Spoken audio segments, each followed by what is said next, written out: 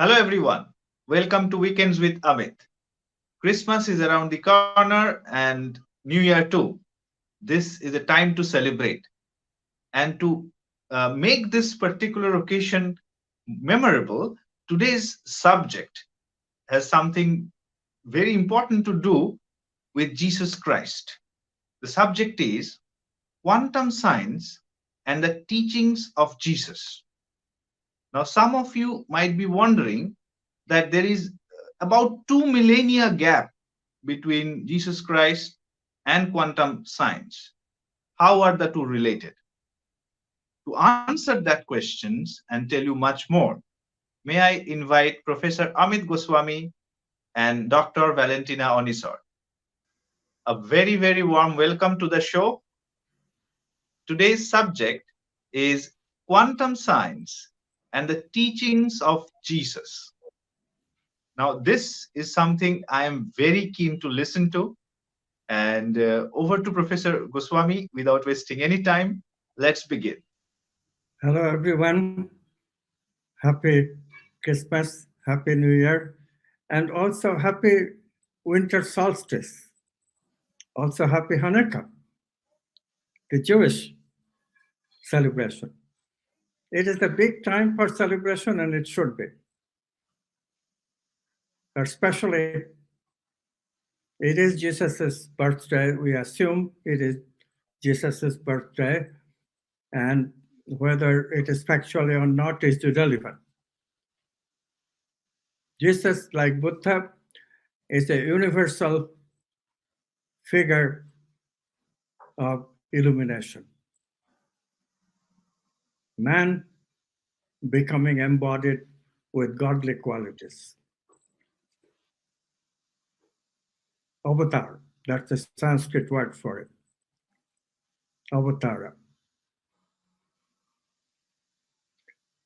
Now, of course, the surprising thing is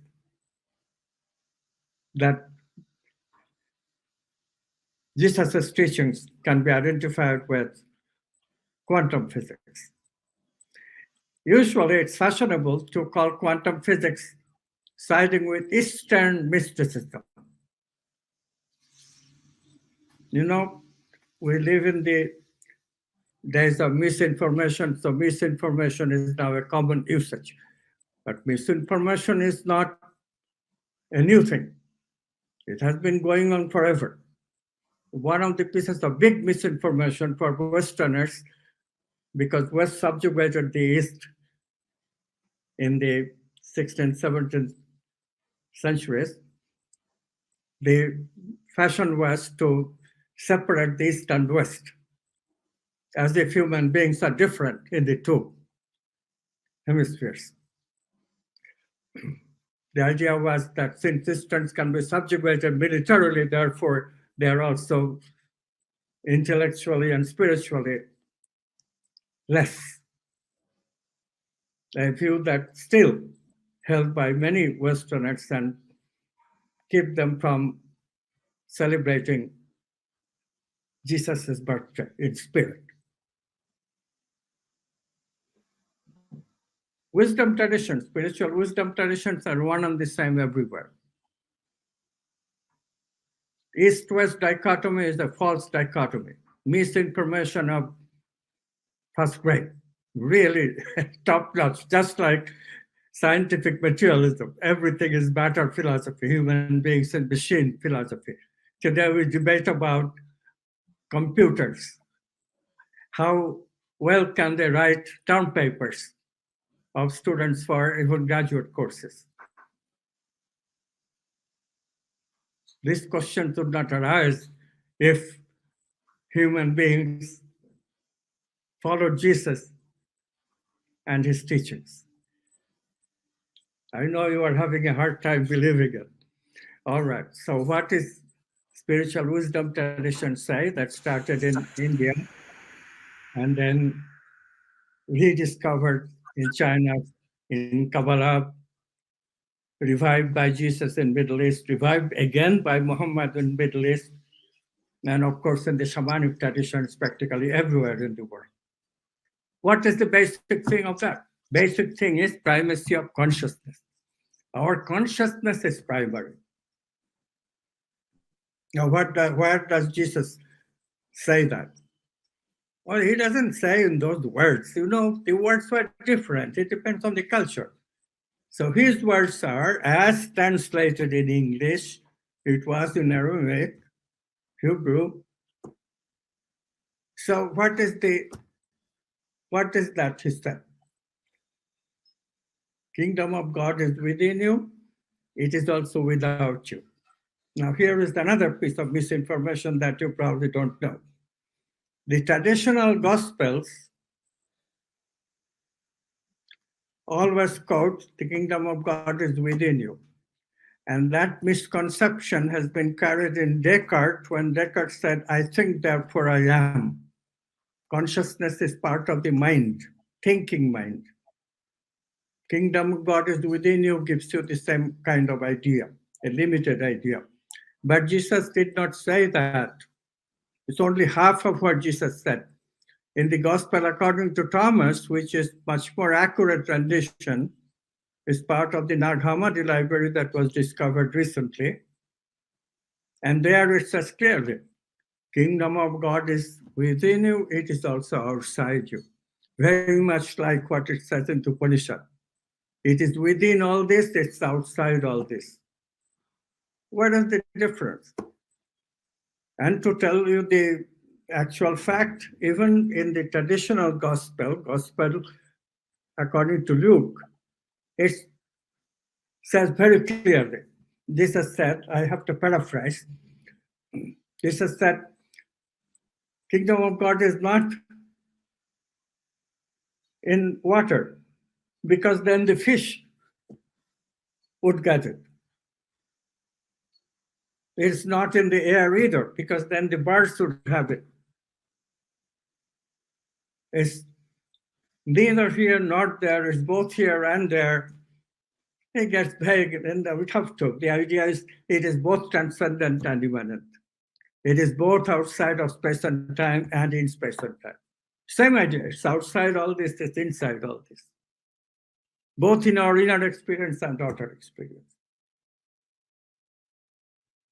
And if you think that Jesus only agreed with the ontology, metaphysics, and did not support the epistemology, which of course in India was developed as yoga, in China as Qigong, and in other cultures in their own way. Sufis, for example, have very sophisticated meditation techniques. So what is Jesus' technique? It's fantastic. Quantum physics, we have rediscovered it. It's integration of the fundamental dichotomies that we have. The inner-outer dichotomy, the above and below dichotomy, transcendent, immanent, creativity, conditioning. Inner-outer is this one that I just talked about, outer experience versus inner experience. And then male-female dichotomy. That one was rediscovered by Carl Jung first, and we have given the quantum explanation of it in our books. I can tell you how overwhelmed I get with the wisdom of somebody writing these lines 2,000 years ago. The whole paragraph goes something like this: you shall make the two one. The above should be below, above and the below, the inner and the outer. And then it says, the male shall not be female, and the female should not be male. Then shall you enter the kingdom of heaven. So beautifully put. Other places he has supported the creative epistemology that we have developed in quantum science for enlightenment. Exactly like quantum science. He hints at discontinuity, he hints non-locality, of course. Inside all this, outside all this, how can that be? Except unless you put in non-locality in that equation. Non-locality is instant communication, if you remember. And of course, Jesus is the avatar of love. And love is tangled hierarchy. It is also clear from his various writings. For example, when he gives the epistemology how to practice creatively, how to practice love for everyone, love, other love thy neighbor. He defines that for a while. What does it mean? It means if your friend wants a shirt, you give him two shirts. But then he makes it very clear. It's more than that. He says, love your enemy, because anybody can love a friend. Love your enemy. What does that mean? That means that your intimate one could be oppositional. Initially, they are. That's the male female dichotomy. But loving, we establish a tangled hierarchical relationship, because unless we make the other the same as me, equal with me, how can I love? How can I love somebody who is inferior? How can that somebody love me back? And Jesus knew that. He was lover number one in the whole world history. That's the man whose birthday we are celebrating. Valentina? Hello, everyone. And yeah, this is actually my favorite celebration ever. And it's been like that since I was a child. And I was born in Christian tradition. And indeed, like, it's a lot of connotations that we can make, around this time of year. So I don't even know where to start with, So it's interesting that in this period, we also have the winter solstice in the northern hemisphere. Yeah. And it's very interesting to reflect upon this, because again, it doesn't matter when exactly Jesus was born. It's a very, very special moment. Astronomically, if you want, in this moment, the night is the longest, and the day is the shortest, right? And it's like a hiatus. And then after that, immediately after that, the day starts to increase and the night is decreasing. So it's not by coincidence that we celebrate Christmas right after this winter solstice and the summer solstice, I guess, in the southern hemisphere. So if you want, in such a moment, if you want the maximum darkness, which signifies the spiritual night, maybe, people received 2000 years ago the brightest light. Yeah. And also you can see that now, yeah, we have this situation, critical situation, global situation of all this period that requires this radical transformation to equilibrate, to transform all these collective unconscious. So this winter solstice actually played the role of a spiritual window, if you want, and preparing us for a new cycle, in our evolution. It's also symbolizing a moment of recognizing, what we truly want from life. It's an impulse if you prepare and you do it well. It's like any hiatus, which can help us actually to let go all kind of past attachments, all kind of wrong principles, and actually understand that each stage of spiritual transformation, whether it is relation related or material, is requiring a certain effort or a price, if you want. Now it's also other significance from the astrological point of view. I'm not going to go back to that, but it is a very, very special moment. So I hope everybody takes advantage of this, not just eating and drinking, as usually it's happening in many parts of the world. But if you any kind of solar hiatus like it's now, you can take it as a great opportunity to, again, to become aware and to put in value your potential, yeah, that we come with in this world, and to understand the principle of putting in giving value to our aspirations, yeah. And so it's interesting how, especially here right now, I'm in Europe, in Romania, and you can feel how this moment, if you prepare, for example, we do fastings, 1 day or 3 days of fasting, water fasting. So it helps you, no matter through what you pass in your life right now, but it helps you go towards introspection, towards, again, becoming aware of this present moment more, and centering into the heart, and again, kind of letting go whatever is useless, becoming more simple and natural. And it's also a chance to bring in your, to plant in our heart, if you want, a new seed of aspiration towards transformation, towards the divine. And in this way, you prepare for this miracle and the magic of actually yourself, that divine spark that is inside of you, which is there to guide us and help us become aware that, again, any little step really, really matters. Yeah. Now, when you remember that we speak in quantum science about the archetypes, and to me, this speaking about Jesus, it refers mainly to the archetype of truth and love, of course. I mean, just spoke about some quotes from the Bible also. So it's, if you want to, historically, Pontius Pilate, he asked Jesus, what is truth? And then Jesus' answer was just a silence, right?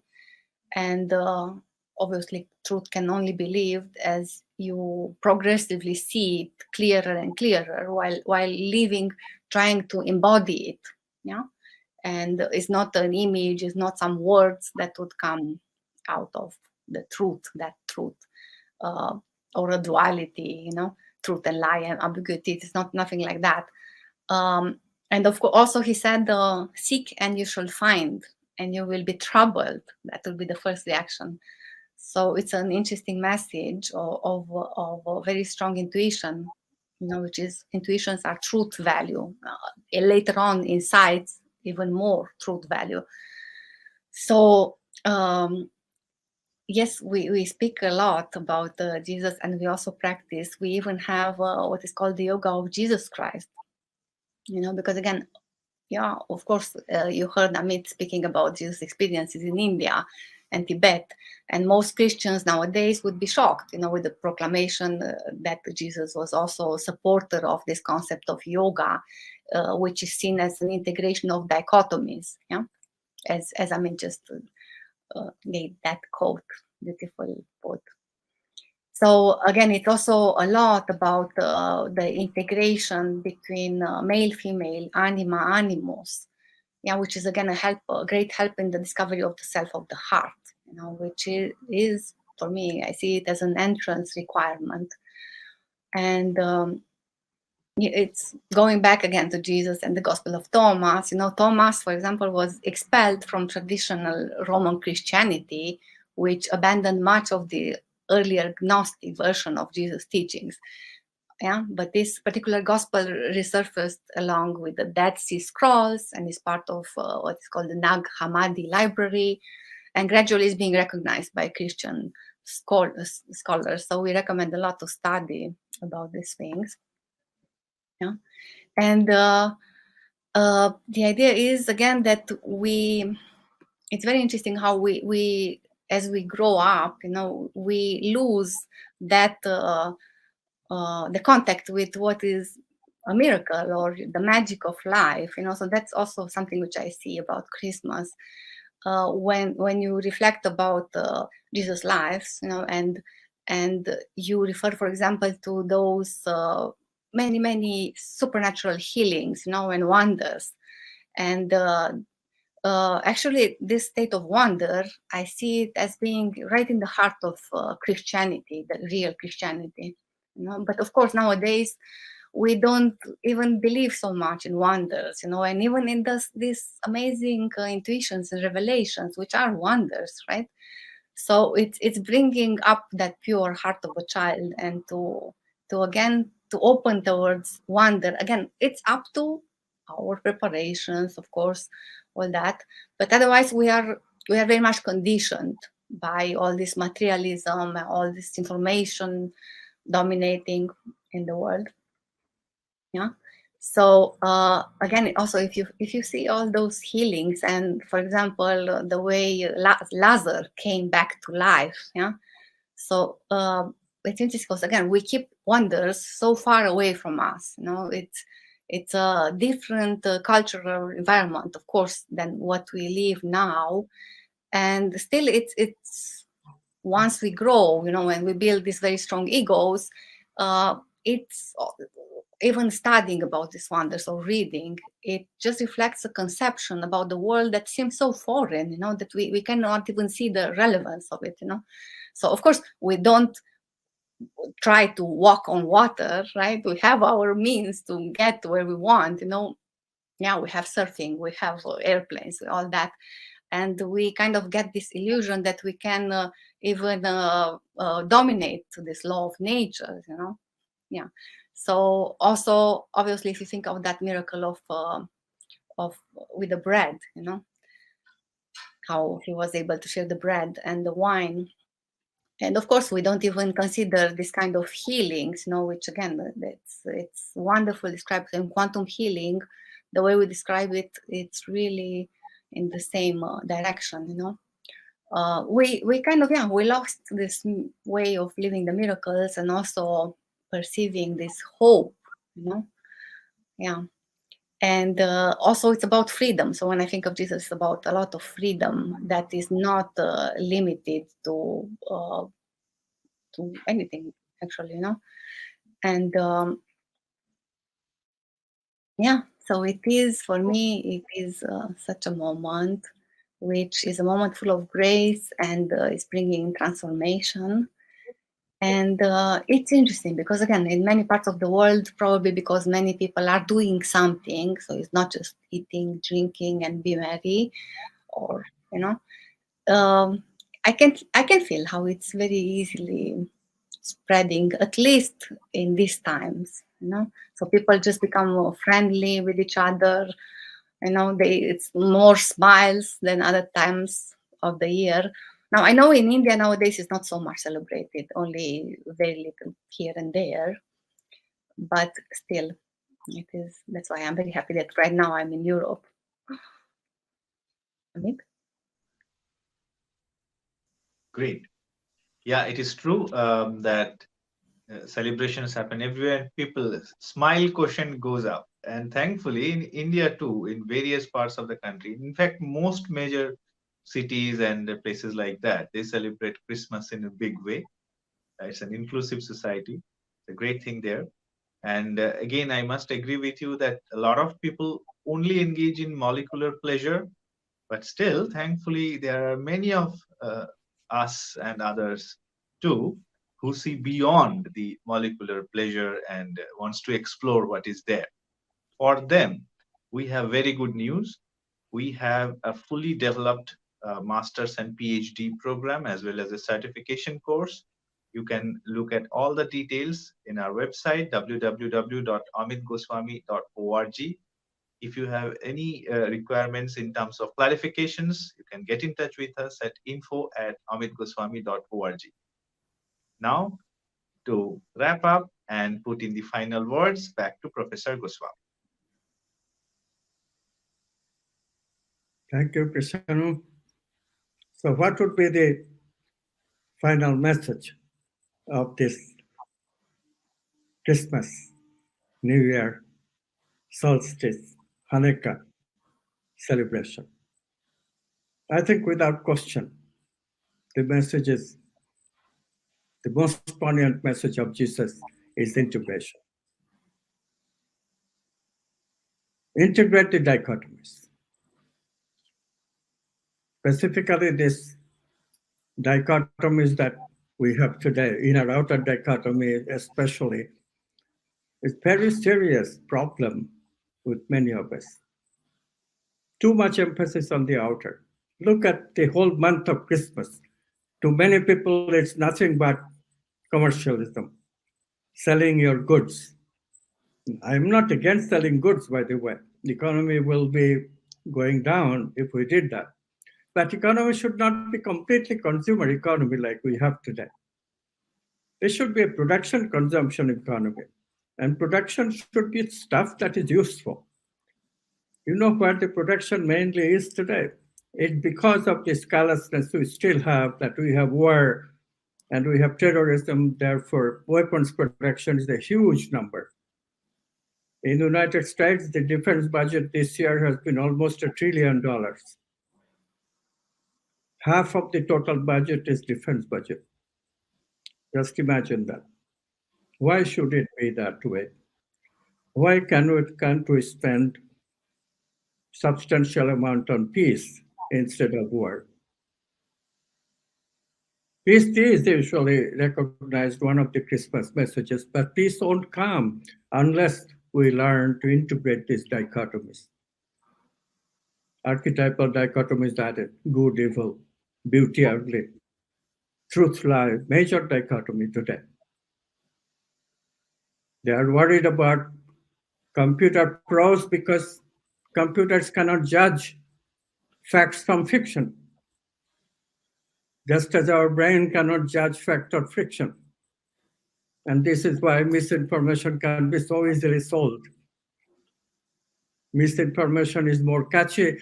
Reality cannot catch up to the fantasyful misinformation. So people are worried. Misinformation beating up real information, just like we struggle. Ishanu talked about our university program, we struggle to publicize it because it gets lost to so many, so attractive educational programs of misinformation or not so useful information, like most of the higher education you get in conventional schools and colleges. How do you know?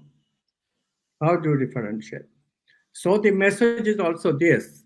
Every sermon of Jesus was finished by these words.